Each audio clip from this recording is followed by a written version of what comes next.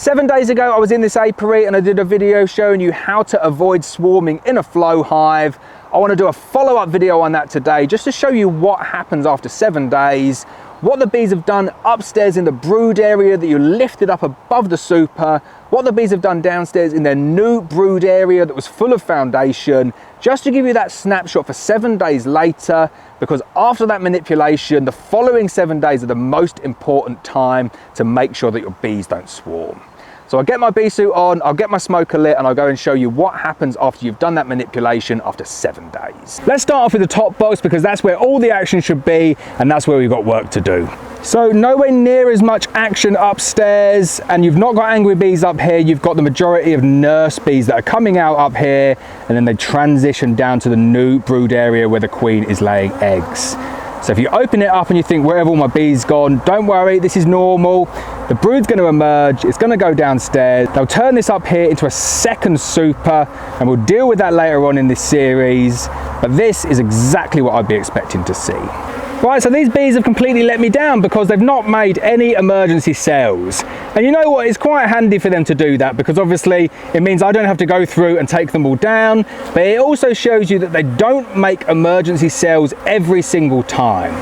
What you need to do though, still go through every single frame in that top box, shake off the bees. If there are emergency cells, and I'll show you what an emergency cell looks like now, you need to go through, take down every single one. If you're not sure, take it down, don't leave one, they will swarm if you leave a single one. Sometimes though they don't make them, really handy when they don't, but don't be fooled into thinking they haven't made them because they do like to tuck them away a little bit. Right, so I've been through that top box, no emergency cells, I've showed you what they look like. If you're following this method, make sure you take them all down. Let's go downstairs now into the new brood box, show you how the bees have drawn that out. Remember that was all foundation barring one frame 1 week ago. Let's see if we've got eggs, let's see if we've got brood, let's see how far they've expanded, let's see what the colony's looking like. So this is generally what you'd expect in the new brood area to see after a week, lots and lots of bees. All the nurse bees from the top boxes are going to merge down and transition to where that new brood is. Let's get inside, see how the bees are getting on. Just before we do that, one of the things that annoys me like nothing else in beekeeping is when equipment doesn't fit very well.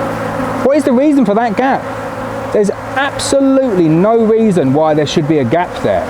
It's supposed to be an 8-frame box. I've got 8 frames in there, and then I've got kind of like a half-frame gap. Very strange, even more annoying. If it's 8 frame, it should be 8 frame. I don't care what the outside dimensions are, the inside dimension should work really well and not mean that I have to fix it by putting in like a dummy board or any sort of frame in there because it makes my life so much more difficult. Just bring it in, ½ an inch, maybe even an inch there in some places. If it's 8-frame kit, it should be 8-frame kit. Right, I won't go through all the frames in here, but wow, they have drawn out every single frame, loads of honey, loads of pollen, loads of eggs, and give it another week or so and there'll be loads of capped brood as well. So really happy with what I'm seeing down here, and you can see how it's a very effective swarm management technique because it's constantly giving the bees extra work. Bees like to swarm when they've got nothing to do or they run out of space. Give them foundation, always slows things down. So there's my queen, she's definitely not swarmed. See if I can give you a little close up, see if you can get in there, see the eggs. Lovely frame of eggs there though, loads of pollen. Every single sheet of that foundation has been drawn out. They've done that in less than 7 days.